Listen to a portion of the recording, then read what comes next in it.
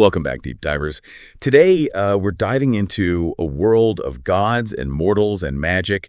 We're going to be looking at Madeline Miller's novel, Circe. Oh, I love this one. Yeah. And, it's not your typical Greek myth. It's a really fresh and nuanced look at the story. And we'll be using excerpts from the book itself as our source material.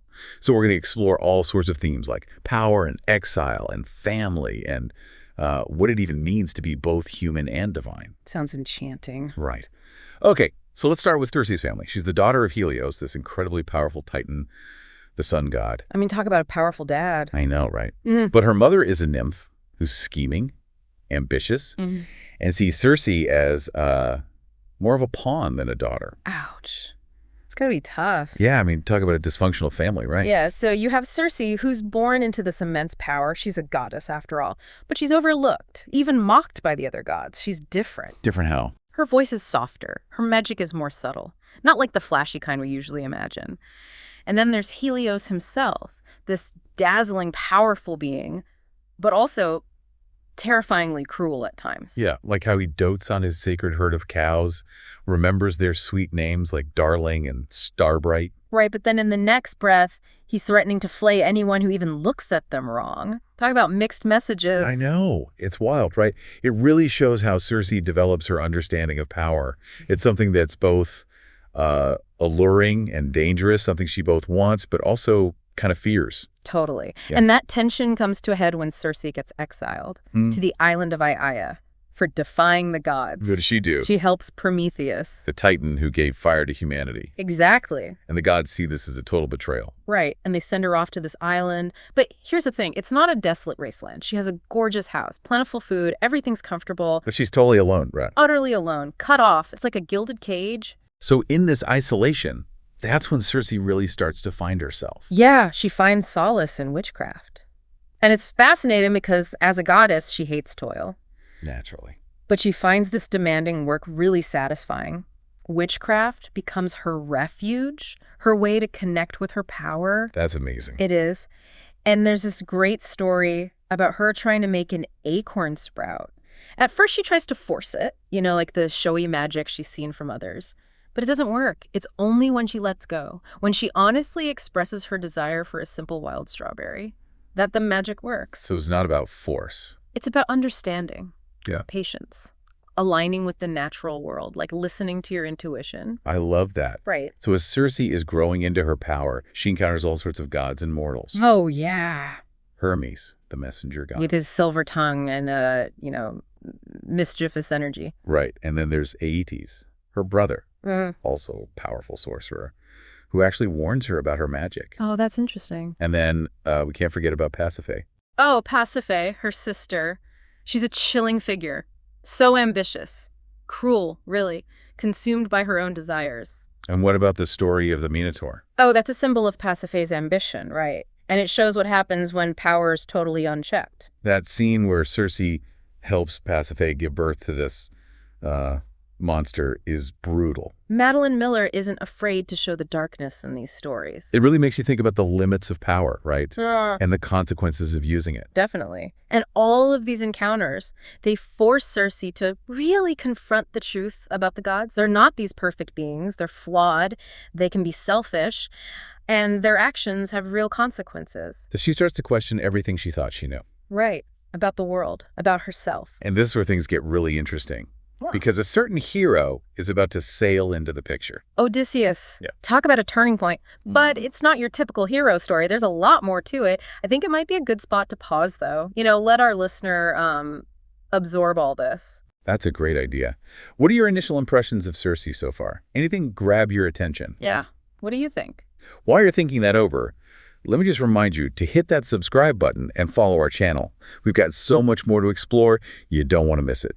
And if you're really loving the show, maybe consider supporting us on Patreon. The link's in the description. It really helps us out. And we love hearing from you, so leave a comment below with any thoughts or questions or anything that sparked your curiosity.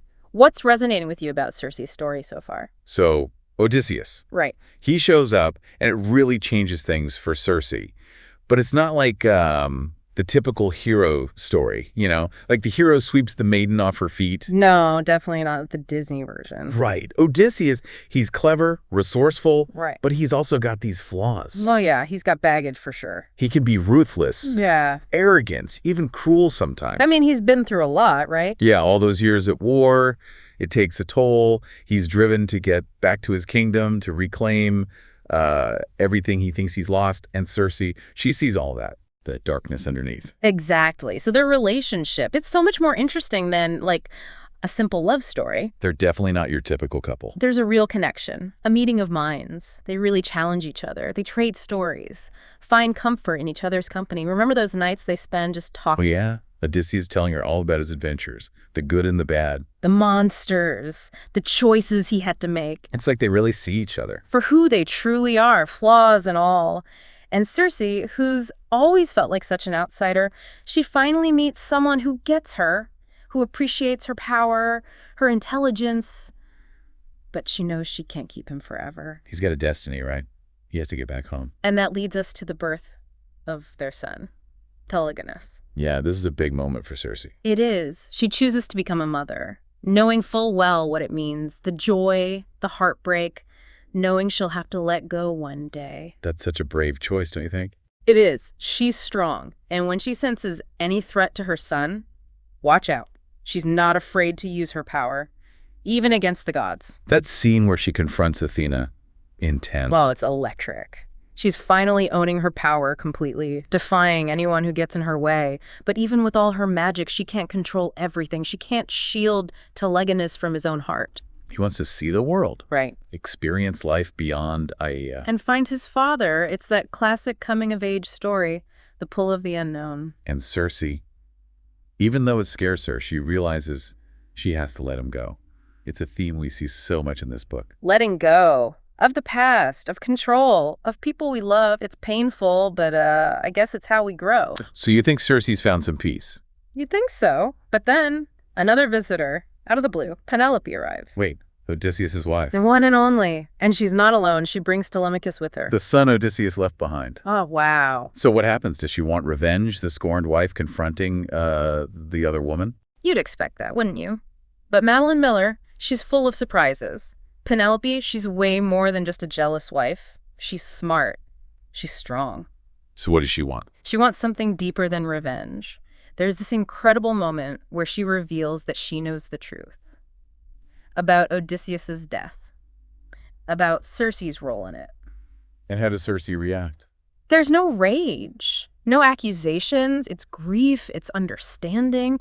They both love this man. He shaped their lives in such different ways. And his death binds them together now. In a way, yeah. And Telemachus, imagine being him in the middle of all this, trying to figure out how he feels about his father. Who was a flawed hero, to say the least. To say the least. There's this powerful moment where Telemachus renounces Athena. You mean the goddess? Her patronage? Exactly. He chooses his own path. And Circe, through talking to both Penelope and Telemachus, she seems to come to a deeper understanding of herself, of life and death, of the balance between power and vulnerability. Wow.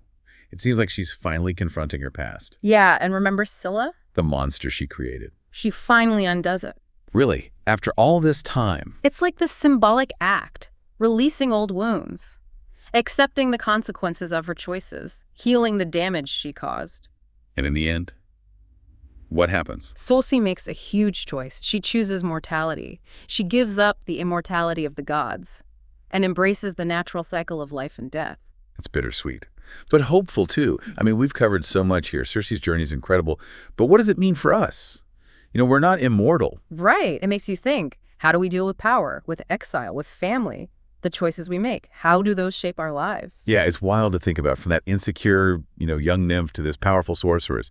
She confronts gods, tames monsters, makes peace with her past. It's a real transformation. I know. It makes you think about our own potential, right? That we can grow. Even if it's messy, make mistakes, learn from them, find our own way. In that moment with Scylla, so powerful. She could have just left it, the monster terrorizing everyone, but she chooses to face it. And how she does it is so interesting. It's not about just raw power. She's learned to understand, to work with nature, to trust her gut. That's how she undoes the monster. It's like she's undoing a part of herself, Right. healing that old wound, fixing what she broke. It's like a metaphor for personal growth. Like we all have our own Scyllas inside. Totally. Things we regret, hurts from the past, things we wish we could change.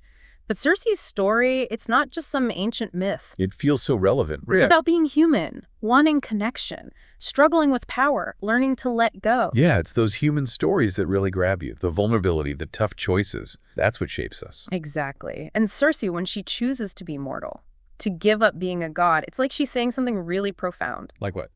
Like, real fulfillment. It's not about power or living forever. It's about embracing life, the good and the bad, the joy and the pain. So what can we take away from all this? Us listeners, I mean, we're not immortal. Well, maybe it's about how we see power, questioning the things holding us back, realizing that being vulnerable isn't weak, it's actually strong. And maybe just enjoying life, even the messy parts. Exactly.